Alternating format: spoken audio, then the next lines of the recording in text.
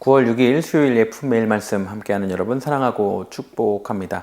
오늘 함께 묵상하실 본문은요, 열왕기상 2장 13절부터 25절까지의 말씀인데요.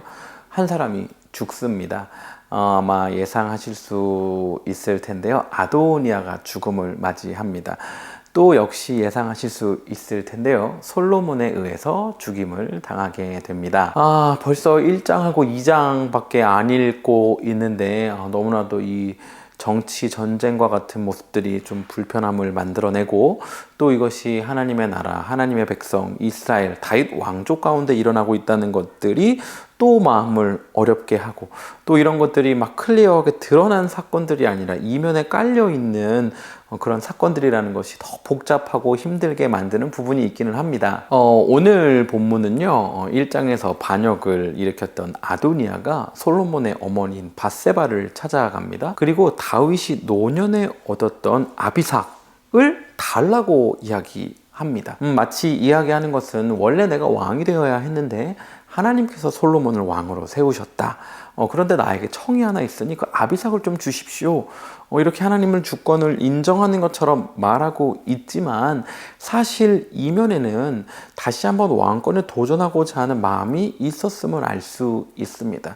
왜냐면요, 그 당시에 이전 왕의 여자를 구하는 것은 그런 의도를 다분히 가지고 있었다라고 여겨졌기 때문입니다. 밧세바는 이것을 보고 좋다, 내가 그거 말해줄 수 있지 라고 솔로몬에게 가서 아도니아의 이야기를 하게 됩니다.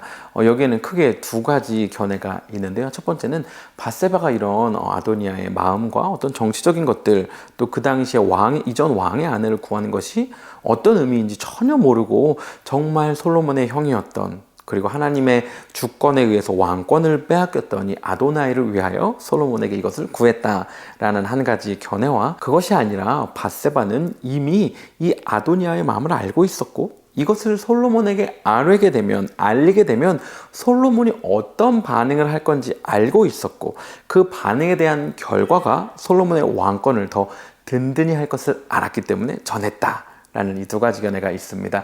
저는 당연히 이전에 일어났던 이런 정치적인 일들을 고려해 보면 밧세바는 모든 것을 알고 솔로몬에게 이것을 알렸다라는 쪽을 더 지지합니다. 이미 이야기 나누었던 대로 솔로몬은 어머니 밧세바의 이야기를 듣고서는 격분합니다.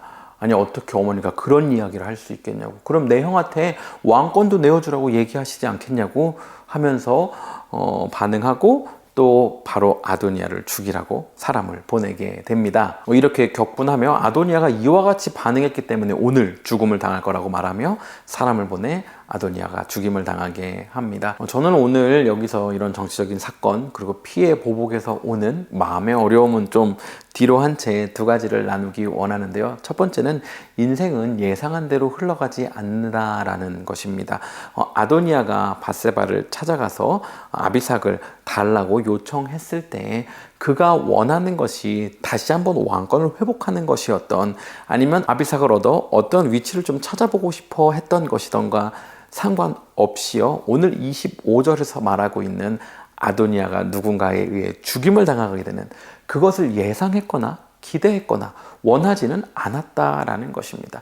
무언가 우회해서 얻으려는 자신의 베네핏을 위해서 시도했던 것들의 결과가 바로 처참한 죽음으로 이어졌다라는 것입니다. 두 번째는 우리 안에 해결되지 않는 인생의 숙제는 그것을 건드는 외부 자극에 아주 격렬하게 급발진하며 반응하게 된다라는 것입니다.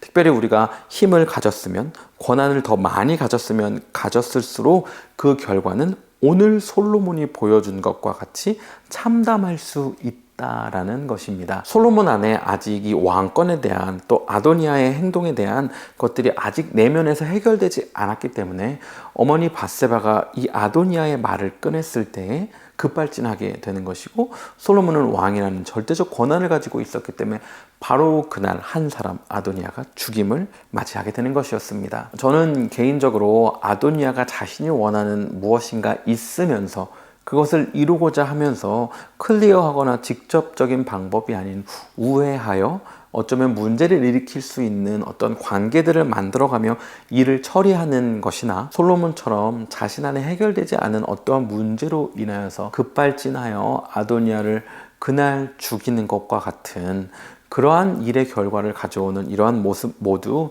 하나님의 성품이나 형상을 닮아 있다고 생각하지는 않습니다. 물론 오늘 본문 이후에 계속 읽어나가고 묵상해야 할 열왕기상에 보면 다윗이 마지막 유언했던 것처럼 정치적 보복, 척결 사건이 계속해서 이어집니다.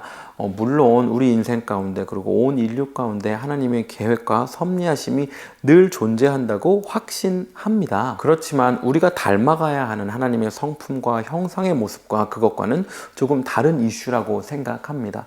오늘 하루 사는 동안은요, 우리 삶 가운데 아직 다루어지지 않은 문제가 있다면 그것이 무엇인지 좀 생각해보고 또 하나님 앞에 내어놓는 시간 되면 좋겠고요.